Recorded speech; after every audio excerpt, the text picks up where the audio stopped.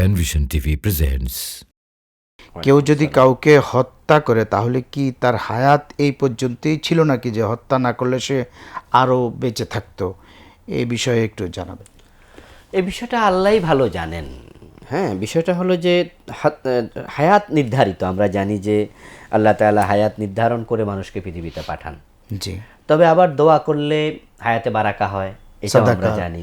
সাদাকা দিলে হায়াতে বারাকা হয়, সেটাও আমরা জানি। এই বারাকা বলতে কেউ বলেছেন বেড়ে যায়, সেটাও হতে পারে, কেউ বলেছেন না বাড়বে না, নির্ধারণ করা আছে।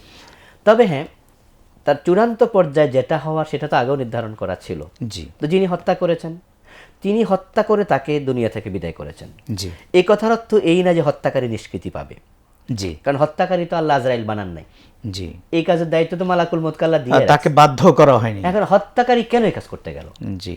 এই জন্য সেটা হতে পারে যে এটাই তার লাস্ট মোমেন্ট ছিল। জি। ওটা হতেও পারে। জি। কিন্তু এই হওয়ার অর্থ যেন এইটা কেউ না বোঝে যে তাহলে হত্যাকারীর দোষ কি। জি। কারণ হত্যাকারীকে তো আল্লাহ তাআলা এই দায়িত্ব দেননি। জি।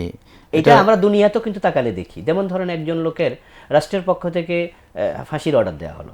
জি। তো সে পালিয়ে আছে, ফেরারি আসামি। এখন তাকে যদি চা দোকানে পেয়ে কেউ মেরে ফেলে, পুলিশ কি ধরে নিয়ে যাবে না? অবশ্যই। তো ধরে নিয়ে গেলে উনি যদি বলে ভাই সে তো ফাঁসির আসামি, তো আমি তো মাইরা আপনাদের উপকার করছি, আপনি যে আপনারা আমাকে ধরেন কেন? তখন কিন্তু রাষ্ট্র বলবে তোমাকে তো দায়িত্ব দেওয়া হয়নি, জল্লাদ তো তুমি নও। জি।